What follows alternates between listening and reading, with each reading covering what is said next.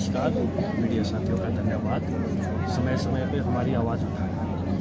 हाल ही में माननीय मुख्यमंत्री द्वारा गेस्ट टीचर पॉलिसी पे कैबिनेट में अप्रूवल दी गई, जिसका हम कड़ी निंदा करते हैं। गेस्ट टीचर भर्ती एक अस्थायी भर्ती है जो हिमाचल के बेरोजगार इसका विरोध करते हैं। मैं शिक्षित बेरोजगार संघ का अध्यक्ष बालकृष्ण इस गेस्ट टीचर पॉलिसी का कड़ा निंदा करता हूं। आपके माध्यम से मैं बताना चाहूंगा, अप्रैल 2023 में एमसी के इलेक्शन हुए थे। माननीय मुख्यमंत्री यहां पे नुक्कड़ सभाएं कर रहे थे और हमारे द्वारा सचिवालय घेराव किया गया था और माननीय मुख्यमंत्री द्वारा अपने प्रेस वक्तव्यों में कहा गया कि हिमाचल प्रदेश में अस्थायी टीचर भर्ती किसी भी प्रकार की नहीं है, ना ही मेरे संज्ञान में ये बात है। परंतु आज के समय में माननीय मुख्यमंत्री उसी भर्ती को अपनी कैबिनेट में अप्रूवल देते हैं। यानी माननीय मुख्यमंत्री अपनी ही जुबानी पे टिके नहीं है।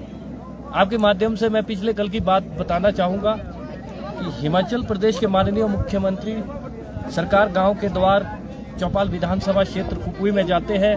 शाम को 9 बजे खाने के समय वो गेस्ट टीचर पे चर्चा करते हैं साथियों के साथ और वहाँ पे उन्हें बताया जाता है कि हम रिटायरियों को रख रहे हैं। जो रिटायरी हिमाचल प्रदेश में सेवाएं देना चाहेंगे उनको हम स्कूलों में रखेंगे।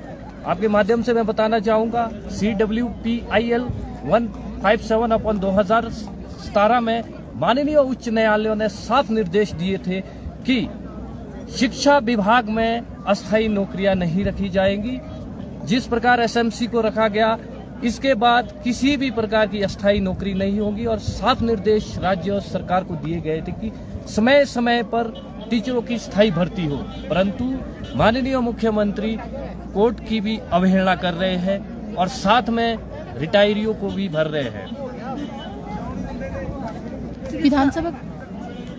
विधानसभा का भी घेराव करेंगे सर? जी, हमारे संगठन के द्वारा 19 दिसंबर 2024 को जो शीतकालीन सत्र धर्मशाला में चला है उसका घेराव कर रहे हैं। हिमाचल के सभी जिला से बेरोजगार उसमें अपनी सहभागिता दे रहे हैं और माननीय मुख्यमंत्री को हम उनकी ही जुबानी पे घेरेंगे। और साथ में गेस्ट टीचर पॉलिसी की बात नहीं है, हमारे मुद्दे तो अनेक हैं, परंतु जो रोजगार का मुद्दा है वो स्पेशली माना जाएगा। हमारा मकसद रोजगार रोकना नहीं बल्कि ज्यादा से ज्यादा रोजगार दिया जाए और रोजगार का जो मार्गदर्शन हो वो स्थायी हो।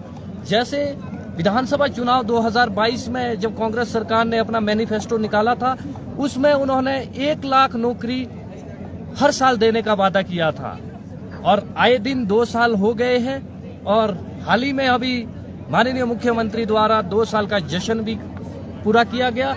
परंतु माननीय मुख्यमंत्री के द्वारा हम सोशल मीडिया के माध्यम से देखते हैं कि 30,000 नौकरियां दी गई है, परंतु वो नौकरियां किसको दी गई है और किस विभाग को दी गई है, इसका स्पष्टीकरण ना तो मंत्रियों के पास है ना माननीय मुख्यमंत्री के पास है। क्योंकि जिस विभाग में नौकरियां दी गई और किस माध्यम से दी गई, नौकरी देने का माध्यम होना चाहिए। आप देख सकते हैं HPRCA 2 वर्षों से बंद किया है। हिमाचल प्रदेश में HPRCA को पेपर लीक मामले में बंद किया गया, परंतु अभी तक सुचारू रूप से नहीं दिया गया। हाल ही में हमने RTI के माध्यम से पूछा कि आप बताइए कि आपके द्वारा बोर्ड और निगम में कितनी रिक्वेजिशन भेजी गई है, तो उन्होंने जवाब में हमें दिया कि हमने सिंगल विंडो खोली है और वो सिंगल विंडो सिर्फ अभी तक खुली है, परंतु जो कैबिनेट में 6200 पद स्वीकृत है उसकी भर्ती अभी तक किसी भी कमीशन के माध्यम से नहीं की गई है।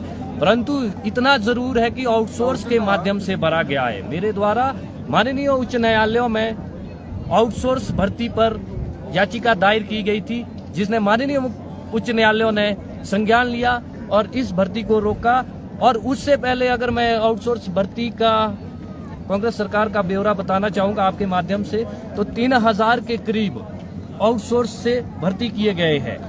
हमारा उद्देश्य सिर्फ संगठन का इतना है कि स्थायी भर्ती हो और HPRCA जो क्लास 3 की भर्ती करता है उसके माध्यम से हो, साथ में Himachal Pradesh public service commission है उसके माध्यम से की जाए। शिक्षा विभाग में 6000 पद स्वीकृत है, जिसमें से 250 पद बैच वाइज भरे गए, परंतु उसमें 3000 पद आपको कमीशन के माध्यम से भरने थे।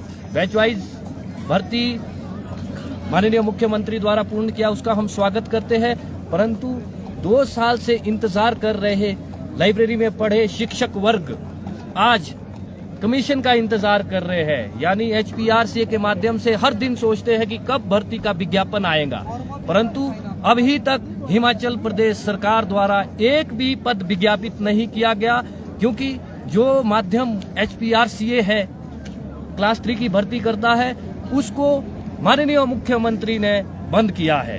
सुचारू रूप से तो चला है, परंतु वो किस सुचारू रूप से चला है उसके द्वारा विज्ञापित तो पद नहीं हो रहे हैं। या तो मुख्यमंत्री के किसी खास आदमियों को पद दिए जाते हैं, वहाँ पे हमारे जो बेरोजगार लाइब्रेरी में पढ़ रहे हैं उनको तो किसी भी प्रकार की सूचना नहीं है कि कोई पद विज्ञापित हुए हैं। इसी के साथ अभी जो 2 साल का जश्न हुआ है उसमें मुख्यमंत्री ने घोषणा की है कि मार्च तक जो है सभी जो रिजल्ट्स पेंडिंग है वो सब पारित कर दिए जाएंगे।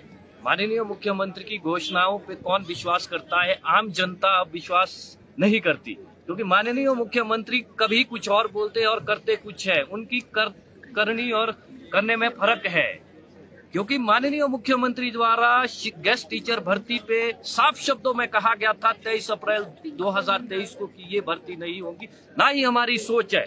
परंतु आज इस समय माननीय मुख्यमंत्री द्वारा अपनी ही कैबिनेट में गेस्ट टीचर भर्ती की स्वीकृति दी गई है, और साथ में किसी भी प्रकार की भर्तियां अस्थायी नहीं दी जा रही है। कांग्रेस सरकार का उद्देश्य 1 लाख नौकरी पर वर्ष था, और उप मुख्यमंत्री का जो उद्देश्य था वो था पेंशनेबल और स्थायी नौकरी। परंतु यहाँ तो स्थायी तो दूर की बात, यहाँ तो कहीं दूर दूर तक PN की नौकरी नहीं मिल रही है। जो जितनी भी नौकरियां हैं वो आउटसोर्स माध्यम से की जा रही है। माननीय मुख्यमंत्री के द्वारा पिछले 3 महीने मैंने ज्ञापन भी सौंपा और मैं उनसे मिला, तो उन्होंने मेरे साथ 3-4 लड़कियां भी थी, और उन्होंने माननीय मुख्यमंत्री को कहा कि हमारी उम्रें बीत रही है, हमें नौकरियां दो। तो उन्होंने माननीय मुख्यमंत्री ने साफ शब्दों में की कि नौकरियों का समय अपने समय में होगा, आप शादियां कर लो। और माननीय मुख्यमंत्री से मैंने जवाब मांगा कि आउटसोर्स भर्तियां बंद की जाए। माननीय मुख्यमंत्री ने कहा कि अगर हम आउटसोर्स भर्तियां बंद करेंगे तो हम भर्तियां किस चैनल से देंगे और किस तरीके से देंगे। इस प्रकार माननीय मुख्यमंत्री का जो रवैया है वो बेरोजगार के प्रति बहुत नकारात्मक है।